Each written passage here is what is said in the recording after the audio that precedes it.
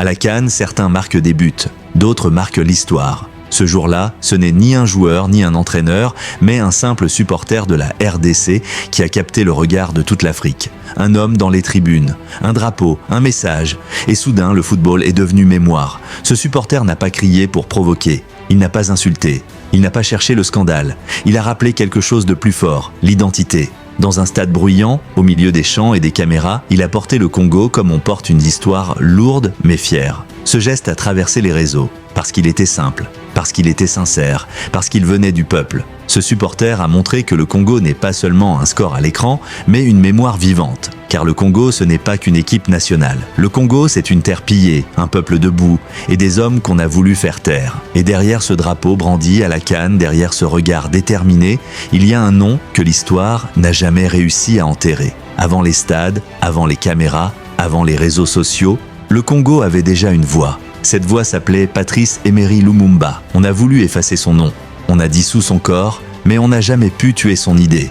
Patrice Lumumba, un nom qui dérange encore, un homme qui a parlé trop tôt, et trop vrai. Voici l'histoire d'un leader africain qui n'a gouverné que quelques mois, mais qui a marqué l'histoire pour toujours. Je vous salue au nom du gouvernement congolais. À vous tous, mes amis, qui avez lutté sans relâche à nos côtés,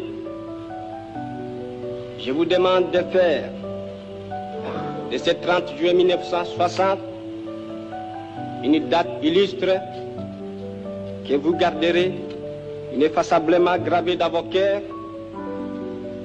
une date dont vous enseignerez avec fierté la signification à vos enfants, pour que ceux-ci, à leur tour, fassent connaître à leurs fils et à leurs petits-fils l'histoire glorieuse de notre lutte pour la liberté. La République du Congo a été proclamée et notre cher pays est maintenant entre les mains de ses propres enfants. Ensemble, mes frères, mes sœurs, nous allons commencer une nouvelle lutte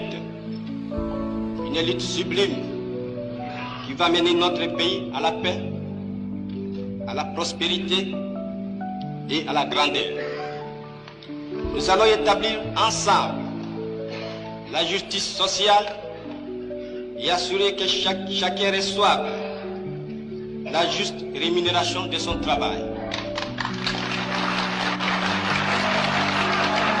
Voici l'histoire d'un leader africain qui n'a gouverné que quelques mois, mais qui a marqué l'histoire pour toujours. Patrice Emery Lumumba naît le 2 juillet 1925 au Congo belge, dans une colonie où l'Africain n'est pas un citoyen, mais une main-d'œuvre. Brillant, curieux, autodidacte, Lumumba lit, écrit, pense. Il travaille comme employé des postes, puis journaliste.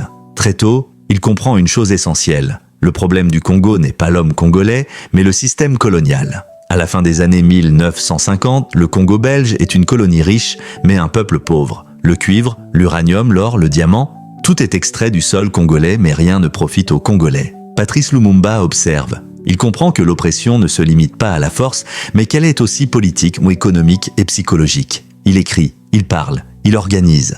En 1958, il fonde le Mouvement national congolais, un parti révolutionnaire pour l'époque.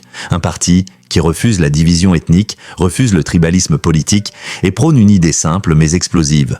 Un seul Congo, un seul peuple, un seul destin. Lumumba ne demande pas des réformes, il exige l'indépendance totale. Pas demain, pas progressivement. Maintenant. Quels sont les objectifs de ce mouvement? Nous poursuivons 3 objectifs bien précis. Le premier objectif, c'est grouper tous les Congolais sans distinction de tribus, de races, de classes ou de religions en vue de réaliser l'unité nationale du pays. Deuxième objectif, c'est initier les Congolais à la vie politique. Et le troisième objectif, c'est réaliser l'indépendance du Congo et constituer un État démocratique moderne, assurant à tous les citoyens le bien-être, la paix sociale et la liberté. C'est à ce moment précis qu'il devient une menace. La Belgique tente de le marginaliser, mais c'est trop tard. Lumumba s'impose comme le porte-voix d'une génération africaine en éveil. Il participe à la conférence panafricaine d'Accra aux côtés de Kwame Nkrumah. Il comprend que le combat du Congo n'est pas isolé, mais lié à celui de toute l'Afrique. Son discours dépasse les frontières. Il parle d'unité africaine, de dignité noire, de fin de la domination impériale. Pour les puissances occidentales, Lumumba n'est plus seulement un leader congolais. Il devient un problème géopolitique. Le jour de l'indépendance arrive. Une cérémonie soigneusement mise en scène, le roi Baudouin célèbre Léopold II et la mission civilisatrice de la Belgique. Un discours paternaliste, déconnecté de la réalité. Puis Lumumba prend la parole, sans notes, sans filtre, sans soumission. Il rappelle les coups, les humiliations, le travail forcé, le sang versé.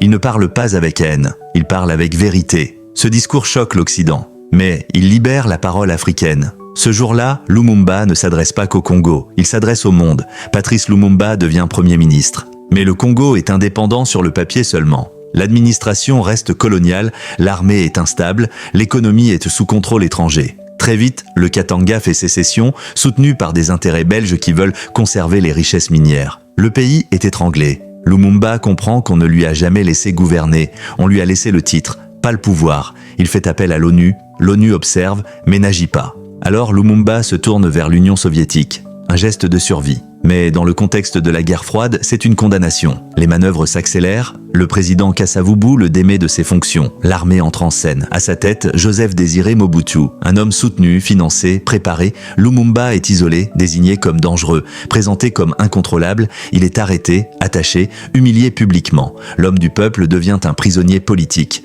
Lumumba est transféré au Katanga, là où les regards ne voient nos pas. Le 17 janvier 1961, Patrice Lumumba est exécuté. Ce n'est pas une bavure, ce n'est pas un accident, c'est un assassinat politique planifié. La Belgique est impliquée, les États-Unis sont informés, les élites locales exécutent. Son corps est détruit à l'acide. On veut effacer toute trace, même la mémoire, mais Lumumba échappe à la mort. Son assassinat provoque une onde de choc mondial. Des manifestations éclatent, des artistes, des intellectuels, des militants s'en emparent. Lumumba devient un symbole universel, celui d'une Afrique à qui l'on a refusé le droit de choisir librement son destin. 3 semaines, et j'ai pris des contacts avec des hommes politiques et avec des fonctionnaires anglais, avec des professeurs d'Angleterre qui sont là-bas, et qui m'ont dit que maintenant, les efforts que nous faisons sont fort encourageables.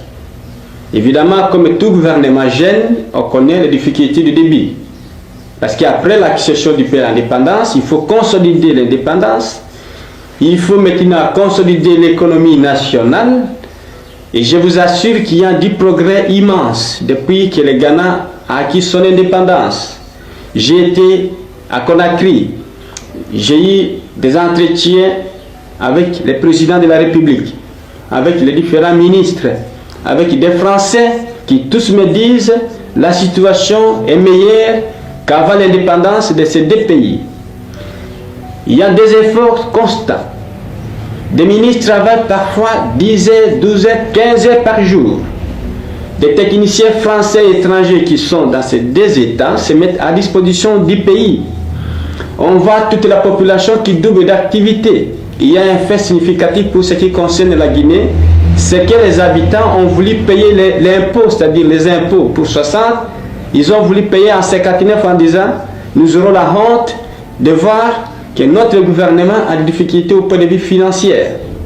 Et je pense que l'expérience de ces deux États où on croyait peut-être qu'ils allaient rejeter l'Occident ou rejeter toute la collaboration, au contraire, ils ont fait appel aux Anglais, aux Français qui sont revenus au pays. Et dans beaucoup de ministères, j'ai vu des demandes qui émanaient de plusieurs techniciens français et anglais qui demandaient de revenir au pays. Et je suis convaincu qu'en faisant la même expérience au Congo, nous pourrons sauver l'amitié entre la Belgique et le Congo, et entre les Belges qui sont installés au Congo et les nationaux. Patrice Lumumba n'a pas échoué. Il a été empêché. Son crime n'était pas la violence. Son crime était la lucidité. Aujourd'hui encore, son histoire pose une question dérangeante. Que devient un pays quand ceux qui veulent le libérer sont éliminés? Tant que cette question restera sans réponse, le nom de Patrice Lumumba continuera de résonner.